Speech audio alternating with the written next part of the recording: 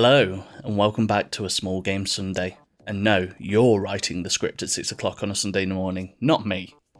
Either way, why not join me in my weekly-ish dive into some small games found through Itch.io. Today we have a Game Jam game, a roguelike that took 3 hours of my time, and a twin stick shooter that I wish would take more of my time. Our first game is Just Roll With It, a kind of interpretation of the grand Sisyphean task of constantly having to resupply a gacha machine which is in heavy use. Of course, the Sisyphean side of this is that you have to bring these delightful toys to their new owners by rolling the ball up a hill Katamari style to the hands of the machine so that it can be deposited to its new owner. You can then take the escalator back down and start all over again. And even Sisyphus can become happy with his endless task, right? The map actually gets longer each time you go, based on the amount of points you get from the previous map, although the sections do not change much run to run, something I'm not too surprised about with this being a Game Jam game. There are these little crabs that have taken up residence in a designated no crab zone, so squashing these is advised on your rolling mission, and is even rewarded with a point or two. Each of the zones that you go through are well designed and throw slightly different challenges at you, even if they are just reskinned areas in some way. They have a sense of style that draws you in. The tone and the music and the setting of this game really managed to capture a quirky Japanese style that feels very at home in an older time in consoles. Think roughly the PS2 or earlier, a time where cross-cultural internet was less around, meaning that some of the quirks of a culture become incomprehensible to a small child, such as me during that era, just not having the context to understand it. And yet somehow, even now I do have more added context, this game manages to capture that feeling perfectly, making it a joy to revisit, even if I do know what a gacha machine is now. As always with these types of games, they end up reading a little proof of concept to me. Even if they never actually go any further, they become an exploration of tone, mechanics, design.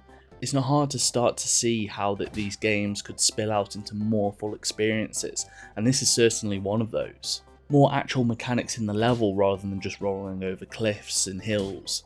Different sorts of crabs and a curveball or two that's completely out of my scope of what I can talk about in this video could make this excellent small game into a larger small game, even if we do have a very fun small game experience here. Soul Out is our next game today, and it's a 16-bit style twin stick shooter, of course with a twist. You're a knight who's able to separate their soul, leaving the body uninhabited, just sitting there limp. Each of these two forms, Souled and Soul Out, can shoot at various enemies in front of you, but the physical body can only do damage to physical enemies, and the soul to the ghostly style enemies.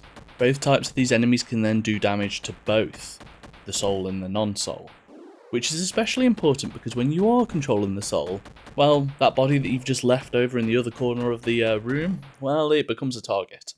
The other core part of the logic is that each enemy will prioritise the body type that can do damage to them, meaning that when you have left that physical form over there, well, the physical enemies will be hunting it down, whilst the soul-based enemies will be coming directly for you.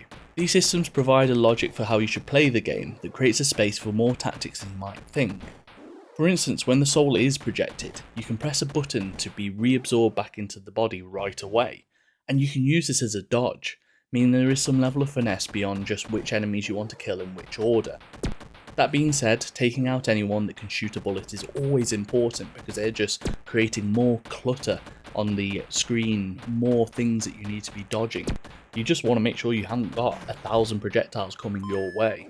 The way that they've chosen to build the actual style of the game really suits the 16-bit era, with both the main character and enemy design making sense in this sort of space. The only thing I would say about this, and it is somewhere that this game could be easily expanded, is that the game is only one screen.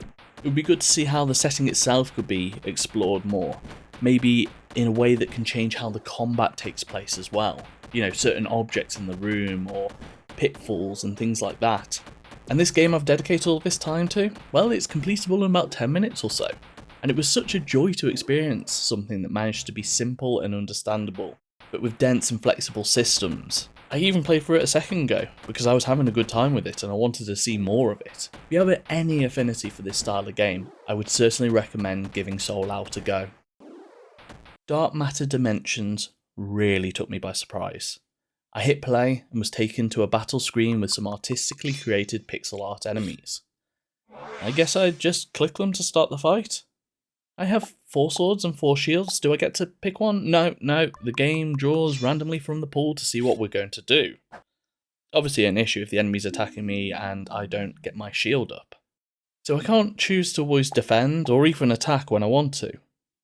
Well, where is the agency in this game? Is it all just random? There's this dodge mechanic that I can use once per battle or once per each of these orbs that I have. You do get more later. Now this all sounds like it wouldn't be very much fun, but after each fight you get to pick from one of 2 weapons to change out the swords and shields that you start with. So I have my inventory, and this new equipment that you can pick from has different abilities, like offering defense and attack in one item, or healing you for the damage dealt. After this you're given a screen that lets you full heal, move to the next fight, or take an upgrade that's balanced with a negative also, such as increasing the damage of the next enemy monster, but buffing all my weapons permanently. So even though the core concept of the game is randomised, the whole game becomes about making what decisions you can do to get the most out of the random number generator as you go. It's about making the best gambles possible. Think a game of poker or something like that. You are still betting on random chance, but you know the odds that surround it. You have to make the best choices. And this even applies to these starting amulets that you can pick, and they give you these buffs like getting an extra dodge, or being able to do more bleed damage. Well, not all of these are available at the start, forcing you to try and make a different build each time, forcing you to make different decisions each time.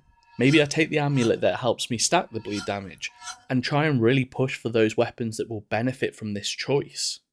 How much defense do I want in my arsenal? Can I take a tougher fight now that will benefit me down the line, or do I just really need to heal in this moment? These are all questions that you have to ask yourself as you go. It really reminds me of my favourite aspect of Hades, the creating of builds on the fly, making decisions as you go to give you the best outcomes throughout. Now when you do die, you get to do the typical roguelike thing and spend that currency that you've earned through this particular run to make yourself stronger and get more currency. And it is something that is essential to progression in this game. I don't think you will get far into World 2 without doing some of this, and it gives you this sense of continually building something and moving something forward, even if each instance that you're going into is the same one. Now I did find once I got to World 3 or so more consistently that it might be tuned a little off. It suddenly becomes very difficult, and I think it might just be basically a level up check. You need to have gotten so far into building your character before you can really progress much further. I do also have a small gripe with those screens where you can choose if you want to heal and so forth. There is one of those options that gives +6 attack on all equipment, but then -6 defense on all equipment going forward, which I feel like it's backing you into a corner build-wise. This is especially true because you'll get one next that will be -6 attack and +6 defense on all equipment going forward. It doesn't really feel like you're making much of a choice. I think even if it was tuned to +6 -4, that would feel like a tough decision, but crafting towards something. But this is a game that is, from this conversation I'm having right now, a lot more complicated than it appears on the surface, and there may be some very good reasons for these decisions that I'm just not seeing. It just feels that way after 3 hours for me.